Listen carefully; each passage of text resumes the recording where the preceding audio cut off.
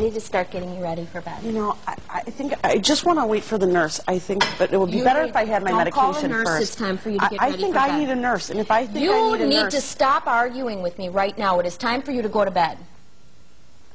You know, I don't understand why you're treating me this way. This is not... You know what? There's If nothing you keep necessary. refusing, It's then not you necessary. can wait until the other 15 patients go to bed, and then you can just wait until late at night, and then you can get no help at all, and then sit here in this chair for the rest of the night. I want the nurse. In this scenario, the patient is exhibiting the symptoms of defensiveness. You may see behavior such as arguing, refusing, questioning. In this stage, the patient asks, "Why are you treating me like this? Why are you so mean?" The staff use the incorrect skills of confronting the patient and arguing with the patient instead of allowing the patient to talk. Now we'll look at the scenario in which the staff is using the correct skills.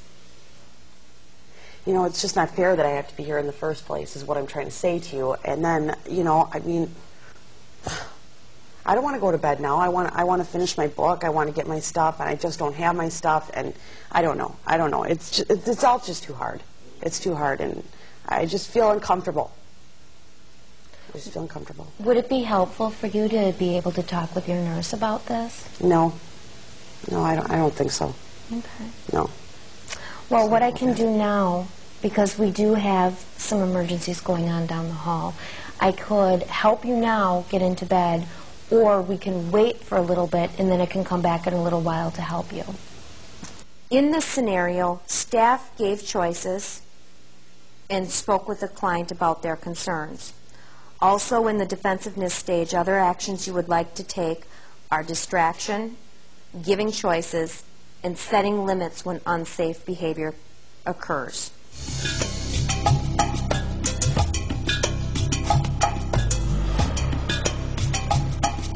You're going to bed anyways right now. Don't touch me. If you touch me... In this scenario, the patient is in the challenging stage. You may see threatening behavior, threatening of self-harm.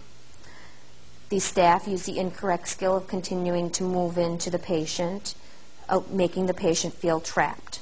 Now we'll look at a scenario in which the staff is using a correct action. Forget it. Let's just go ahead. Let's put me to bed now.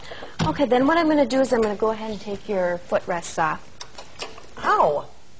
In this scenario, the staff member allowed the patient to make choices, gave the patient definition on what they were doing.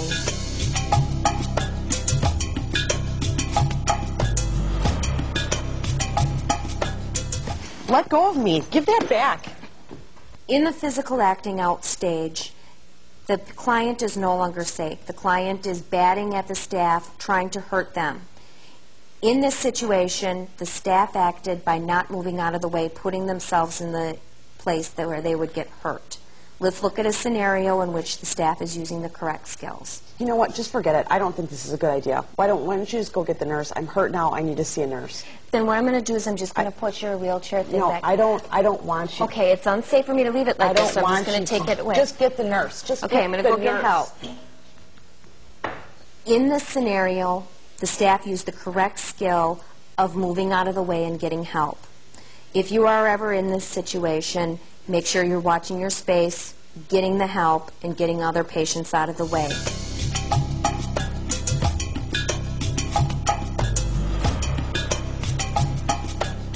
Are you better now?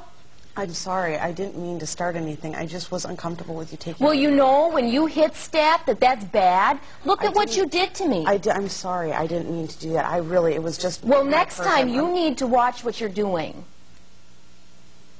In this scenario, the patient is in the learning opportunity stage. The patient was embarrassed about what happened, may show remorse, may apologize. The staff showed an incorrect behavior by lecturing the client, making them feel worse, and pointing out what they did and how it was wrong. Let's look at a scenario in which the staff would use the correct actions. Come in. Nicole? Yes. I got the nurse for you, and she's on her way. In the meantime, I do need to remain in here to make sure that you're safe and you're okay. Thank you. I'm sorry. Just not feeling like myself. Thanks for staying with me, though. I appreciate it. I'll be fine. How are you feeling right now? Are you okay? Yeah, I'm not that hurt. Like I said, I'm just not feeling like myself. Thank you. I appreciate you staying. I'm a little embarrassed. Sorry.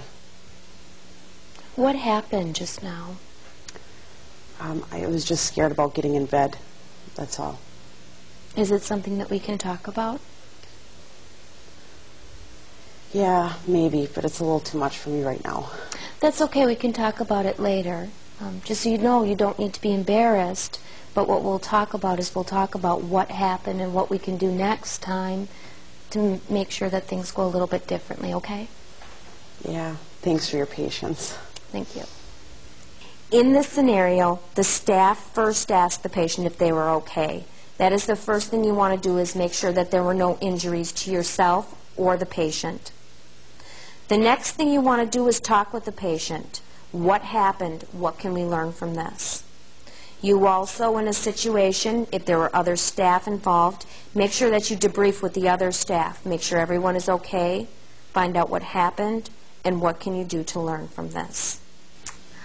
Always report any circumstance or situation to your direct supervisor and record according to your individual company's rules. Always wash your hands or wear personal protective equipment during any circumstance. And always remember to report injuries to yourself or to clients to your direct supervisor using your company's individual procedure. Always remember the golden rules of safety. Never be in a closed bedroom with clients without others knowing your whereabouts. Always inform your coworkers of time and place of caregiving. Always know your clients. Always remain calm and never try to play the hero. Next, we will demonstrate for you safe self-defense techniques.